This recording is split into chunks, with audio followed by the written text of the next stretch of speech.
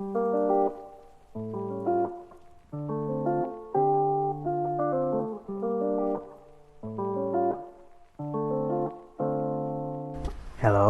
good morning everyone. First of all, I want to thank you guys for the time that you've already gave it to us. So in this occasion, we would like to discuss a very interesting topic about nuclear power. First of all, I would like to introduce myself. My name is Satrio Noval Algani. And now for the first discussion, we would like to talk about nuclear power ship. Before we get in far with the nuclear power ship, we would like to talk about the nuclear energy itself first. For the first thing we would like to talk is portrayal of nuclear in our society. So basically, the nuclear energy have already existed in our life for a long time ago, but nuclear power itself often associated with catastrophe. The nuclear reactor accident happened in 1986 in Chernobyl and also a 2011 Fukushima nuclear disaster, and it have portrayed the risk of using such power. We also not to forget about the radiation effect for the research and the engineers working with the nuclear fusion. But for our future, with the help of research and technology, nuclear power could be the answer for our need of power supply, from household electricity to large vessel powers, example like ship. So what is basically a nuclear power ship? A nuclear power ship is a ship that receives its energy from a nuclear power plant on the board. This kind of ships have been widely used in the military since 1950s, but there is only a few experimental civil nuclear ships that exist in this world. For the example is the picture that is in this slide. This picture is NS Savannah, one of the ships that built in the US and was programmed for peace.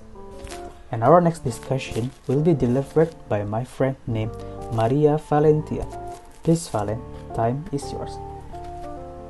Now we are moving forward to the next topic, which is why do these ships need nuclear power? First of all, we need to understand that in marine industry, like any other fuel-dependent enterprises, faces the danger of fuel shortage. At this time, fossil fuel is on the top of the list of fuel used in this industry. We can see from the graphs that the demand is always going upwards while the supply slowly going downwards. We can also see that there is a prediction that in 2030, the fossil fuel will used up. Then, the marine engineers needs to find other power plant alternative to support the industry. By that, they concluded that nuclear power can be used as one of the most effective power plant for marine industry. Then we're moving on to our next topic. Here we discuss the when and where factors did this technology first started. To know these factors, we need to take a look back to the 1940s. It started when the US first established the USS Nautilus back in the 1955. It is the first and remarkable change in the capabilities of underwater vessels. Of course, it was at the start of Cold War. And when the Cold War got worsened, the US and Russia are the first and leading countries to use these technologies. As foremost, they make navies combat submarines, and there are a lot of them. Well, there are around 400 nuclear power submarines operational and under construction. They are using this power to win the battle that they make. And in modern history, we have NS-7. This is the nuclear merchant ships that sadly have not been successful yet. The main reason of the failure is due to the high cost of maintenance. Well, we can see that nuclear power technology might enter our daily lives and might even operate way for ships to complete, but not anywhere anytime soon. But then, in 2010s, we see the first civilian use of nuclear power in the ships. We have essential use of the icebreaker ships. This is used by the Russians and northern countries to break the ice on Arctic. Only nuclear power can provide the power level to break the thick ice with little fueling. We can see that this nuclear power is useful for us, and we need to have the advanced material here in the 20th centuries. But how do we use this as our main source of power?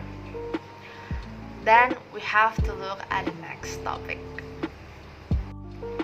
Here, we discuss on how do this power plant work on ships.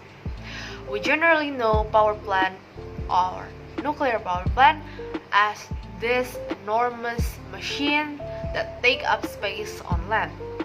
But actually, there are some similarities from the land nuclear power and the naval nuclear power plant. They have the same system, which use nuclear reactor to produce heat and boil the water to turn on the turbine and spin it off. However, there are some distinctive details due to the space consideration and the smaller size of the naval power plant.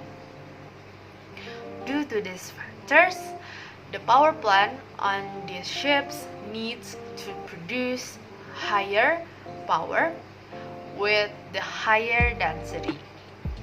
To reach this goal, the power plant use pressurized water. They run on highly enriched uranium, and they use uranium zirconium, uranium aluminum alloy, or metal ceramic. Furthermore, due to the need of flexible power, the output and space constraint, the thermal efficiency on the naval nuclear power plant are smaller than the land-based nuclear power plant. And then, what is the pro and the con of the use of this power? It will discuss furthermore by our friend Fatahillah. Okay, thank you Valen for the time. Now, my name is Fatahillah Muhammad Waswadik. I'm from Marine Engineering Department. In this slide, we are going to talk about what are the risks of this nuclear power. So we have four risks that we have listed before. The first one is the nuclear reaction produces immense energy. What does it mean? If we can't control it, then it can lead to disastrous results. And the second one is there is a huge chance of contamination of water bodies with nuclear fuels. It can damage both marine life and human population.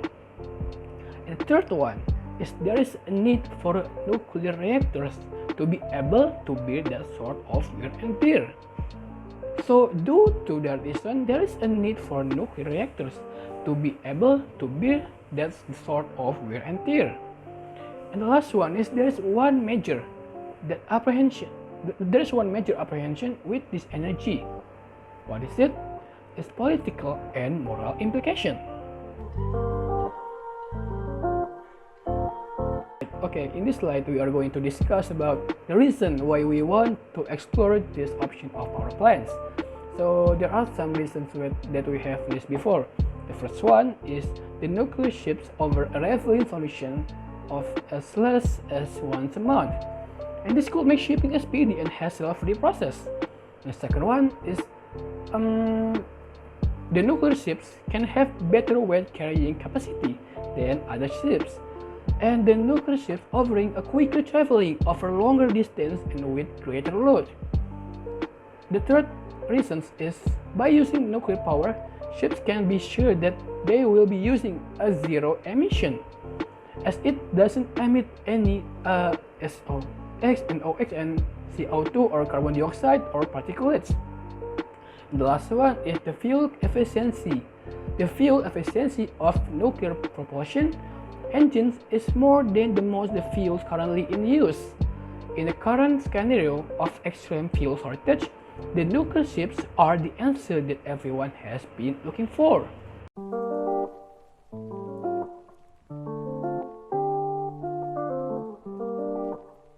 Now, in this slide, we have a graph there.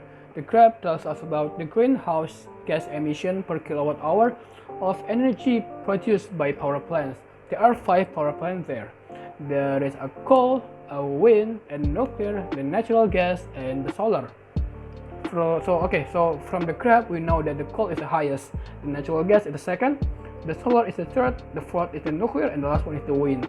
So we can conclude that the nuclear has less greenhouse gas emission than the coal, the natural gas, and the solar.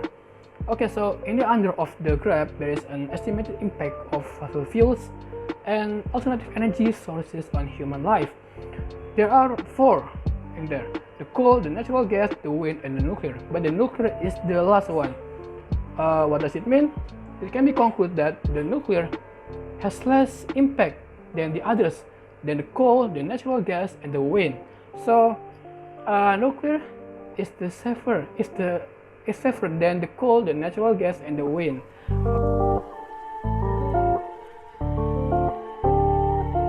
Okay, so what is the solution for now?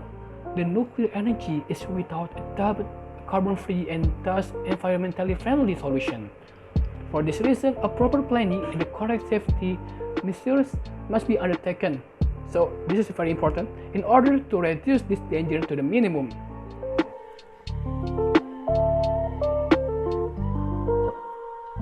Okay, we come to the end of the session. Thank you for your attention. Let me close this presentation. Thank you.